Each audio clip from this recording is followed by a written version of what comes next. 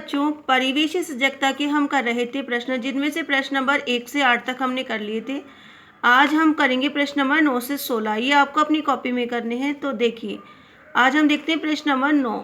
गाड़ी चलाते समय मोबाइल फ़ोन पर बातें क्यों नहीं करनी चाहिए? उत्तर है, गाड़ी चलाते समय मोबाइल फ़ोन पर बातें करने से चालक का ध्यान बातों की ओर चला जाता है। फलतः वाहन से नियंत्रण हटते ही प्राय दुर्घटना हो जाती है। अतः वाहन चलाते समय मोबाइल पर बातें नहीं करनी चाहिए। प्रश्न नंबर 10। क्या आप जानते हैं कि सड़क चिन्ह पूरी दुनिया में एक जैसे हैं? उत्तर है, मुझे अपने दादाजी और विषय अध्यापक महोदय से जानकारी मिली कि सड़क चिन्ह पूरी दुनिया में एक जैसे होते हैं। इनके द्वारा मुझे यह भी ज्ञात हुआ कि विभिन्न देशों में अलग अलग भाषाएं बोली जाती हैं। ये भाषाएं प्राय वाहन चालकों को समझ में नहीं आती। दूसरे शब्दों में, सड़क के नियमों को समझने में भाषाई विभिन्नता रुकावट बन जाती है। इसी कारण सड़क के नियमों को संकेत रूप में समझाने के लिए पूरे विश्व में सड़क चिन्ह एक जैसे होते हैं। प्रश्न नंबर 11। पैदल यात्रा परिपथ को जेब्रा क्रॉसिंग क्यों कहते हैं? उत्तर है, पैदल यात्रा परिपथ को जेब्रा क्रॉसिंग इसलिए कहते हैं क्योंकि सड़क पर जिस जगह यह क्रॉसिंग होती है वहाँ वैसी ही क्षैतिज धारीदार पट्टियाँ बनी होती हैं जैसी जेब्रा पशु के शरीर पर बनी होती हैं। इस प्रकार जेब्रा क्रॉसिंग का आशय धारीदार पट्टियों से होता है। प्रश्न नंबर 12। उन उपायों के बारे में पता लगाइए जिनका प्रयोग कर सड़क पर वाहन की गति को कम किया जाता है। क्या ऐसा करना आवश्यक है? उत्तर, सड़क संकेतक लगाए जाएं जिनमें गति सीमा दर्शाई गई हो। दूसरा, स्कूल, कॉलेज, अस्पताल, राजकीय कार्यालयों के पास स्पीड ब्रेकर लगे हों। तीसरा, ट्रैफिक पुलिस द्वारा निगरानी रखी जाए। चौथा, नागरिकों को सड़क सुरक्षा के विषय में पूर्ण जानकारी हो। पांचवा, राजमार्गों और एक्सप्रेस वे पर गति सीमा के लिए विशेष निर्देश हों।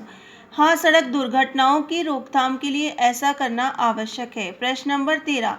सड़क पर बच्चों द्वारा पालन की जाने वाली 4 सावधानियां लिखिए। उत्तर, बच्चों को सड़क को खेल के मैदान के रूप में प्रयोग नहीं करना चाहिए। दूसरा, बच्चों को न तो सड़क पर दौड़ना चाहिए और न ही दौड़ने की होड़ करनी चाहिए। नंबर 3, आवश्यकता होने पर यदि सड़क पर मुड़ना हो तो मुड़ने की दिशा में अपने हाथ द्वारा संकेत करना चाहिए। चौथा, साइकिल नंगे पैर अथवा चप्पल पहनकर नहीं चलानी चाहिए बल्कि अच्छे किस्म के जूते पहनकर ही साइकिल चलानी चाहिए। प्रश्न नंबर 14। सड़क घर से विद्यालय, विद्यालय से घर पहुंचने के सुरक्षित रास्ते की योजना बनाएं। उत्तर है, मेरी दृष्टि में घर से विद्यालय एवं विद्यालय से घर पहुंचने के सुरक्षित रास्ते की योजना बिंदुवार निम्नलिखित हो सकती है। क, सड़क पर सदैव बाईं ओर चलना चाहिए। ख, वाहनों से सदैव एक निश्चित दूरी बनाए रखनी चाहिए। ग, यदि पीछे से कोई वाहन आ रहा हो तो फुटपाथ पर होकर चलना चाहिए। घ, सड़क के संकेत चिन्हों एवं संकेतों के बारे में जानकारी रखकर उनका सावधानी पूर्वक पालन करना चाहिए। अंग, पैदल होने पर सड़क को जेब्रा क्रॉसिंग से ही पार करना चाहिए। 15वां प्रश्न नंबर 15। विद्यालय जाते समय और घर वापस आते समय सड़क के कौन कौन से चिन्हों को आप देखते हैं? उत्तर है, विद्यालय जाते समय और घर वापस आते समय हम सड़क के जिन चिन्हों को देखते हैं उनमें कुछ के अर्थ निम्नलिखित हैं। पहला, आगे मोड़ है। दूसरा, प्रवेश निषेध। तीसरा, हॉर्न प्रतिबंधित। चौथा, आगे विद्यालय है। पांचवा, पैदल यात्रा प्रतिबंधित है। छठा, गति अवरोधक। सातवां, गति सीमा। आठवां, यू टर्न निषेध। नौवां, ओवरटेक निषेध। प्रश्न नंबर 16। आपको यातायात के किन किन नियमों का पालन करना चाहिए? उत्तर है, हमें यातायात के निम्नलिखित नियमों का पालन करना चाहिए। पहला, हमें सदैव सड़क पर बाईं ओर चलना चाहिए।